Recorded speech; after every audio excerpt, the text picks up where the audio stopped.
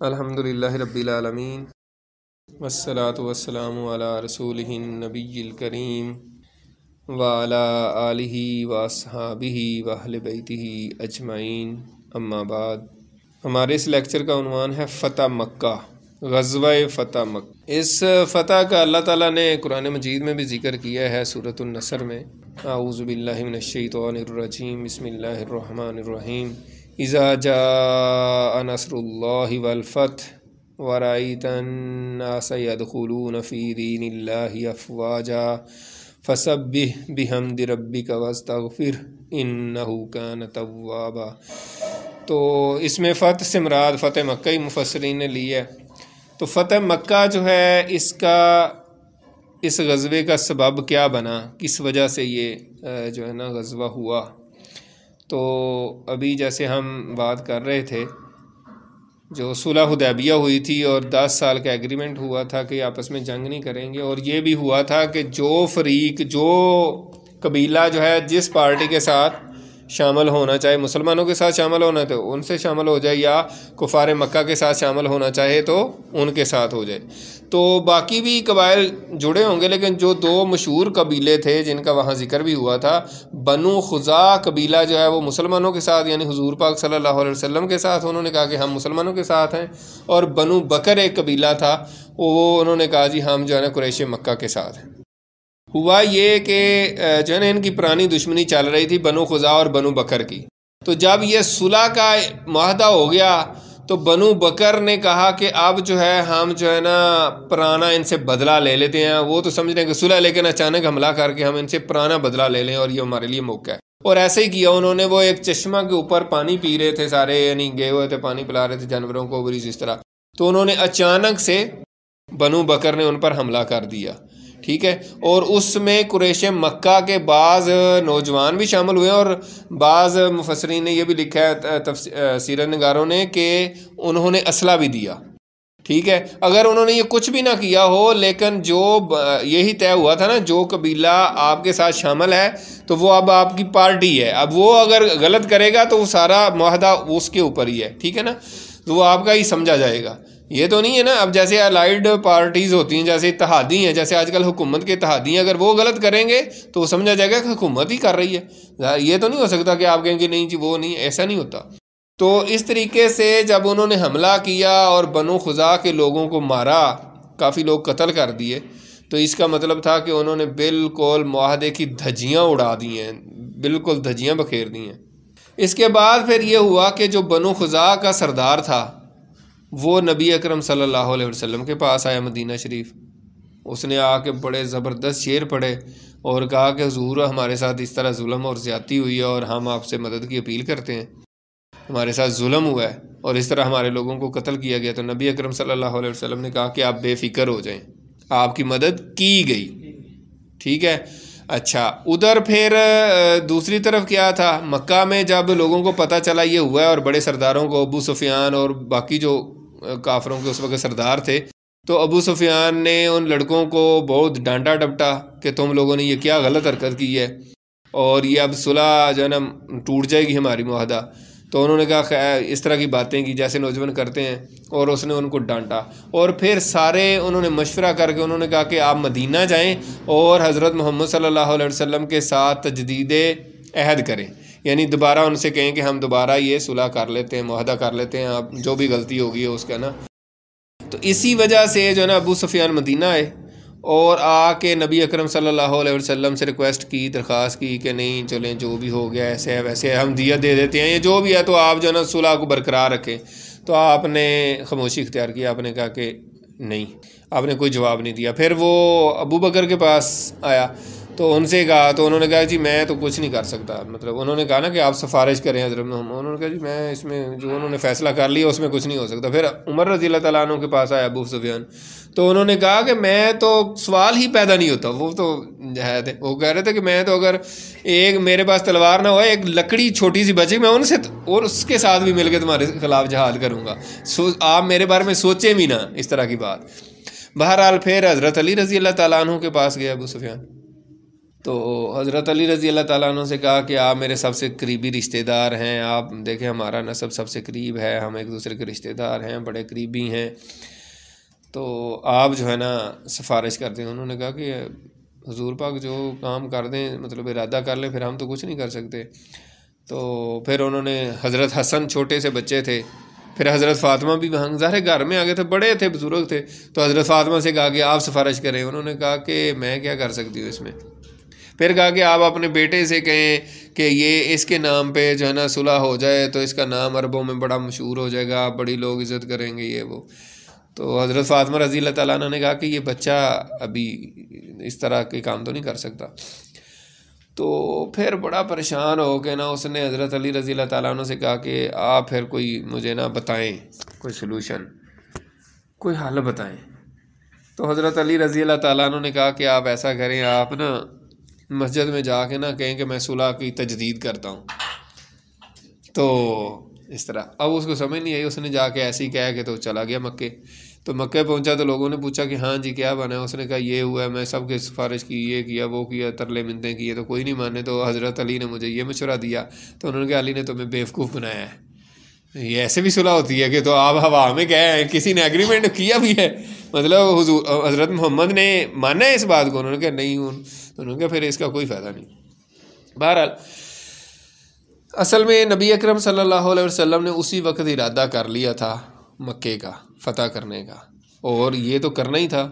جس شہر سے نبی اکرم صلی اللہ علیہ وسلم کو نکالا گیا تھا اور اللہ کا گھر وہاں پہ تھا، اور مسلمان ایک نئی امت اٹھ رہی تھی، ٹھیک ہے، اور انہوں نے پوری دنیا پہ حکومت کرنی تھی، پوری دنیا پہ اسلام کا غلبہ لے کر آنا تھا، تو ایسا تو نہیں ہو سکتا کہ جہاں اللہ کا گھر ہے وہ کافروں کے پاس ہی رہے۔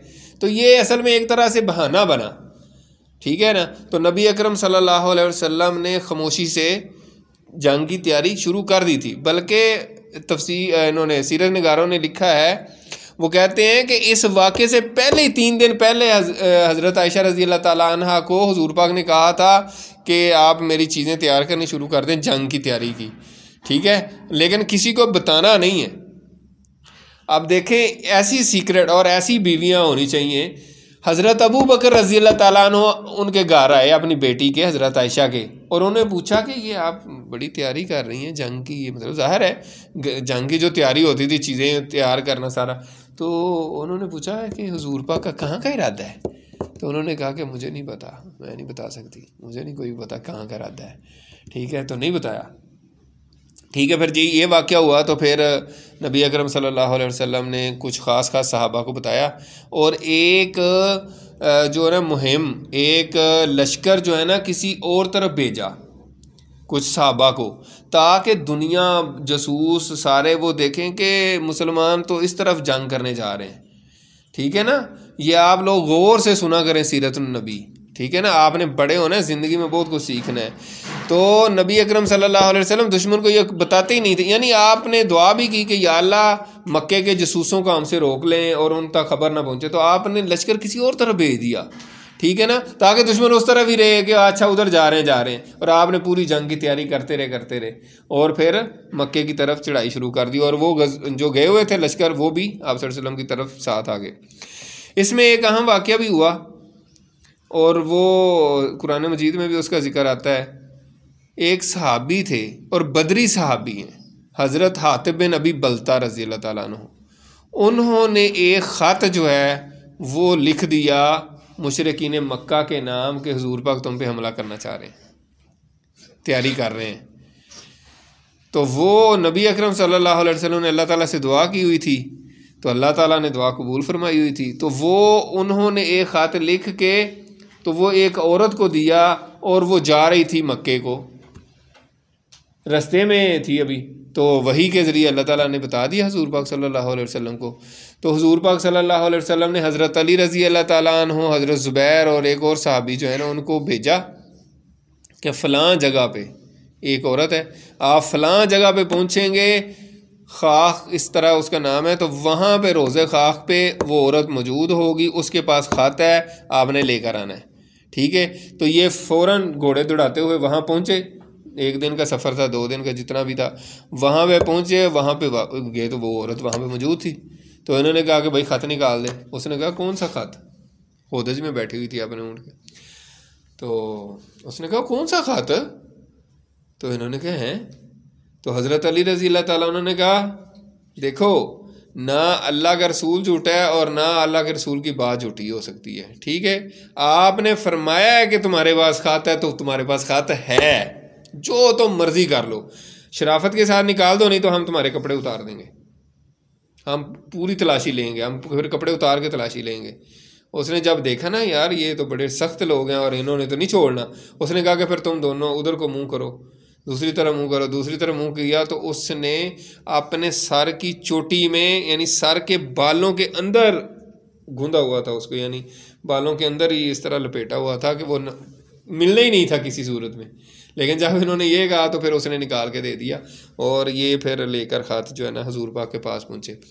تو حضرت حاتب بن ابی بلتہ کو بلایا گیا, تو انہوں نے کہا حضور جلدی نہ کیجیے گا فیصلہ کرنے. انہوں نے پھر یہ وجہ بتائی کہ باقی جتنے بھی صحابہ کرام ہیں ان کے تو رشتہ دار ہیں مکہ میں, اب وہاں پہ حملہ ہونا ہے, تو جن کے رشتہ دار ہیں وہاں پہ بچے ہیں تو ان کو بچا لیں گے, میرے بھی وہاں بچے فیملی ابھی ادھر ہی ہے.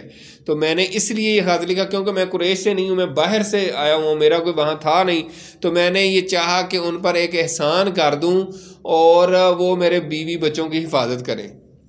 اور مجھے یہ یقین ہے میں غدار نہیں ہوا, نہ میں منافق ہوا ہوں, اور مجھے یہ بھی یقین تھا اور ہے کہ اللہ کے نبی ضرور فتح یاب ہوں گے, تو میرے اس کام کرنے سے کوئی نقصان نہیں ہوگا. لیکن حضرت عمر رضی اللہ تعالیٰ عنہ نے پھر بھی حضور پاک سے کہا کہ حضور یہ بندہ منافق ہو گیا ہے, مجھے حکم دے میں اس کا سر اڑا دوں.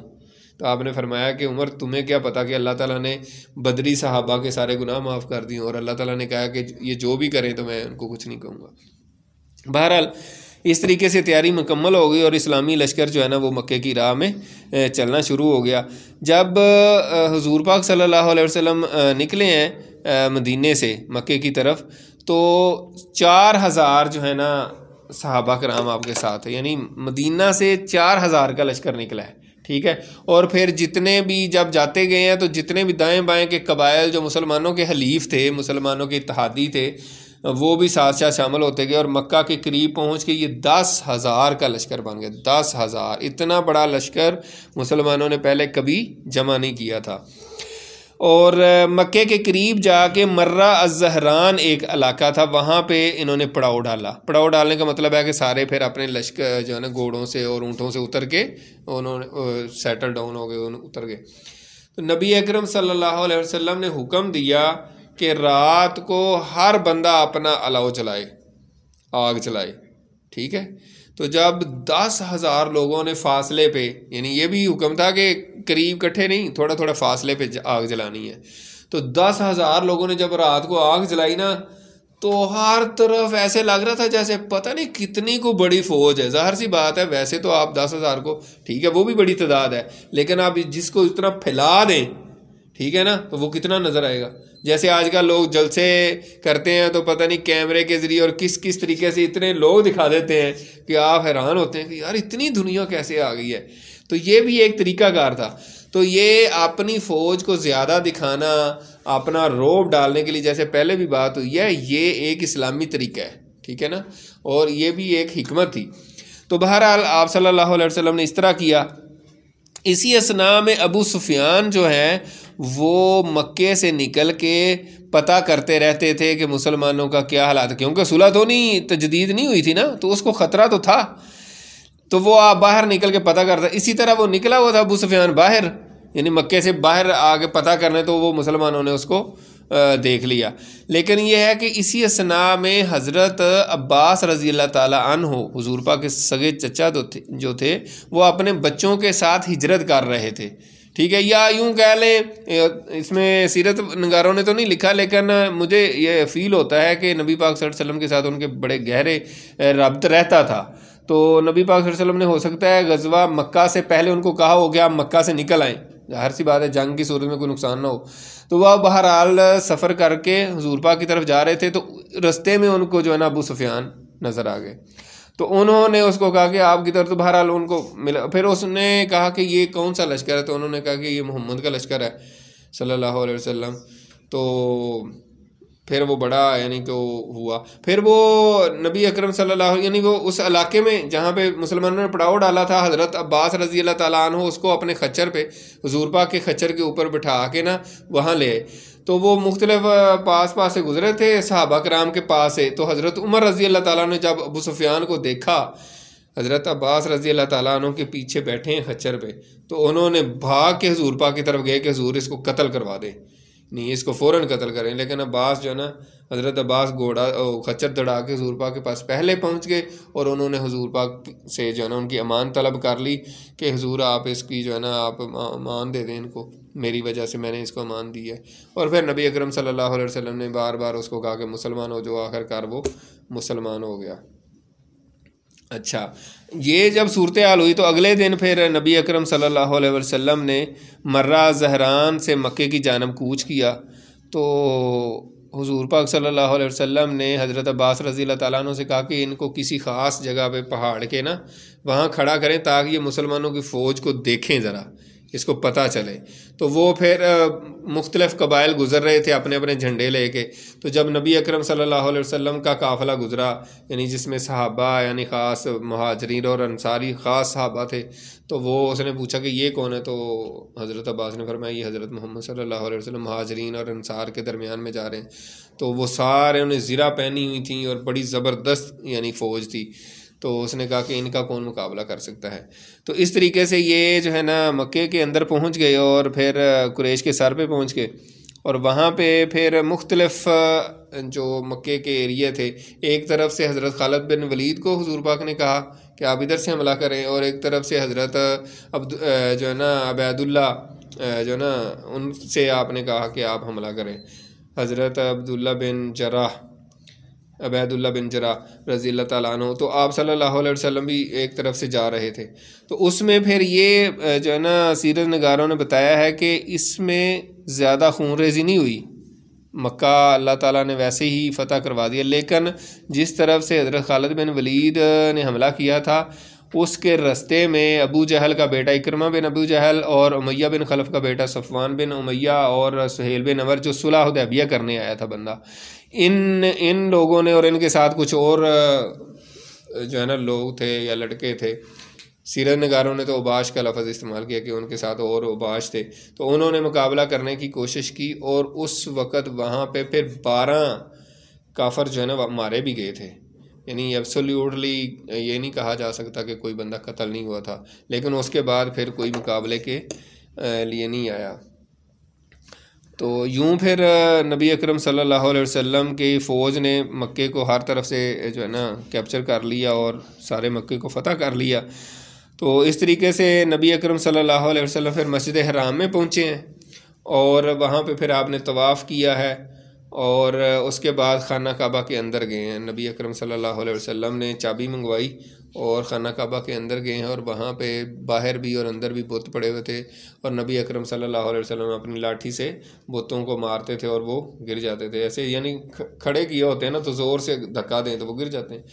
تو اسی میں پھر آپ صلی اللہ علیہ وسلم نے فرمایا کہ جال حق و زحق الباطل ان الباطل کان زہوقا، کہ حق آ گیا اور باطل مٹ گیا، باطل نے مٹ ہی جانا ہوتا ہے.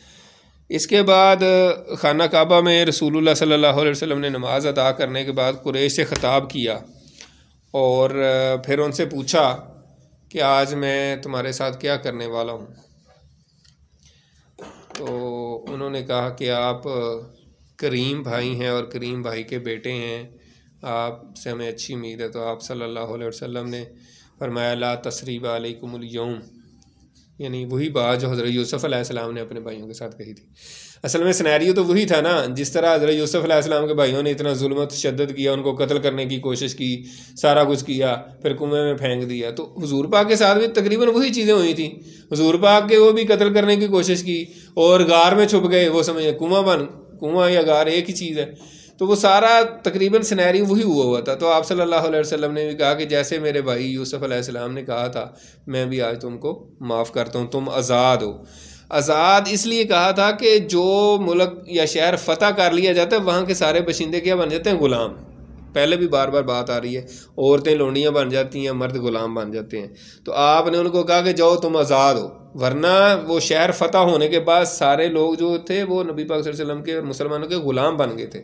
تو آپ نے ان کو آزاد کر دیا. اس کے بعد کعبے کی چابی کا معاملہ ہے. نبی اکرم صلی اللہ علیہ وسلم نے جب چابی منگوائی تھی تو وہ حضرت عثمان بن طلحہ جو بعد میں مسلمان ہو گئے تو ان سے چابی لی تھی. انہی کی خاندان میں خانہ کعبے کی چابی چلی آ رہی تھی. تو جب یہ سارا معاملہ ہو گیا تو حضرت علی رضی اللہ تعالیٰ عنہ نے حضور پاک سے جو ہے نا عرض کی. بعض روایات میں یہ بھی آتا ہے کہ حضرت عباس جو آپ کے چچا تھے انہوں نے ریکویسٹ کی، درخواست کی کہ جیسے ہمارے جو ہے نا آپ پانی پلانا ہمارے ذمہ ہے، یعنی ہماری ڈیوٹی ہے، ہمارے پاس یہ عہد ہے، تو آپ خانہ کعبہ کی چابی بھی ہمارے حوالے کر دیں کہ ہمارے خاندان میں رہے.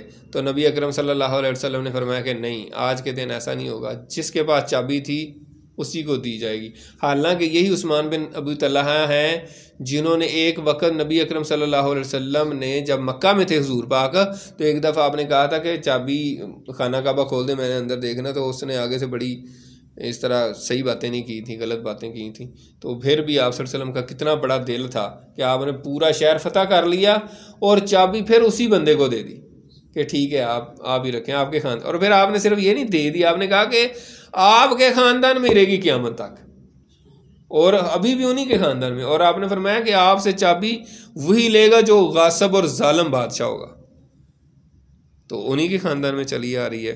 پھر اس کے بعد کعبے کی چھت پر حضرت بلال رضی اللہ تعالیٰ عنہ نے چڑھ کے اذان دی، اور اس پہ بھی کچھ لوگ جو ہیں وہ بڑے، ظاہر ہے ابھی تو مجبوری کے تحت کچھ لوگوں نے اسلام قبول کر لیا جب آپ صلی اللہ علیہ وسلم نے تقریر کی، اور کچھ لوگ اسلام قبول کر لیا، لیکن دلوں میں راسخ نہیں ہوا تھا، اور کئیوں نے ابھی اسلام قبول بھی نہیں کیا تھا.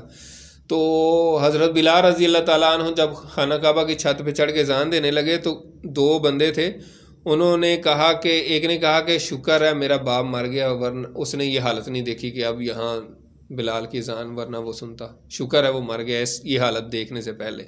دوسرے نے یہ بات کی کہ جو ہے نا اس نے بھی اس طرح کی، یعنی کہ بہت سخت قسم کی بات کی نا. تو ابو سفیان جو ہیں وہ بھی پاس ہی بیٹھے ہوئے تھے، تو انہوں نے اس سے بھی پوچھا کہ آپ کیا کہتے ہیں. اس نے کہا کہ بھائی توبہ توبہ، میں کوئی بات نہیں کروں گا، اگر میں نے کوئی بھی بات کر لی نا تو یہ کنکریاں بھی حضور پاک کو بتا دیں گی. میری توبہ، میں نے ایسی کوئی بات نہیں کرنی، کیونکہ ان کو پتہ چل جاتا ہے. ٹھیک ہے. اچھا، یہ جو دو بندے خلاف باتیں کر رہے تھے، حضور پاک تھوڑی دیر بعد حضور پاک ادھر پہنچے. آپ نے کہا کہ تم لوگوں نے جو بھی باتیں کی ہیں نا مجھ تک پہنچ گئی ہیں، اور آپ صلی اللہ علیہ وسلم نے ان کو بتا بھی دیا آپ لوگوں نے یہ باتیں کی ہیں. تو پھر وہی جو دو بندے جو ہے وہ خلاف، انہوں نے ادھر ہی کلمہ پڑھ لیا. انہوں نے کہا کہ ہم کلمہ پڑھتے ہیں، یہ سوال ہی پیدا نہیں ہوتا، یہاں تو کوئی تھا ہی نہیں.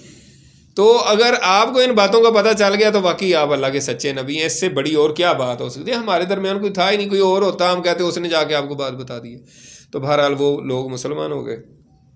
اس کے بعد نبی اکرم صلی اللہ علیہ وسلم جو ہے وہ حضرت ام ہانی، حضرت علی رضی اللہ تعالیٰ عنہ کی بہن، ان کے گھر گئے. وہاں پہ آپ نے غسل فرمایا اور 8 رکعت نماز پڑھی.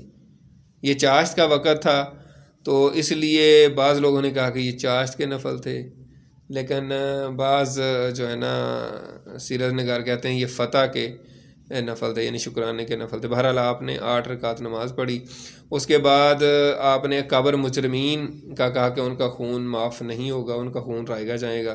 اس میں کچھ لوگوں کے نام ہیں، وہ آپ پڑھنا چاہیں تو پھر ابھی ٹائم نہیں ہے تو وہ آپ پڑھ سکتے ہیں. اس میں کیا 9 لوگوں کا نام لیا تھا کہ اگر وہ جہاں پہ بھی ملیں ان کو آپ نے قتل کر دیں. اس میں اکرمہ بن ابی جہل کا نام بھی تھا لیکن وہ بعد میں معاف کر دیے گئے. اسی طرح صفوان بن امیہ کا، اور اس طرح مختلف جو ہے نا لوگ تھے، تو ان میں جو ہے نا کچھ لوگوں کو بہرحال پھر بھی معاف کر دیا گیا اور کچھ کو قتل کر دیا گیا.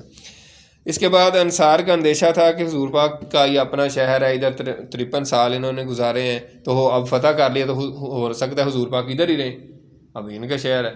تو جب حضور پاک صلی اللہ علیہ وسلم تک یہ بات پہنچی تو آپ نے فرمایا کہ نہیں، ایسا نہیں ہے، میرا مرنا جینا آپ کے ساتھ ہے، میں مدینہ میں رہوں گا.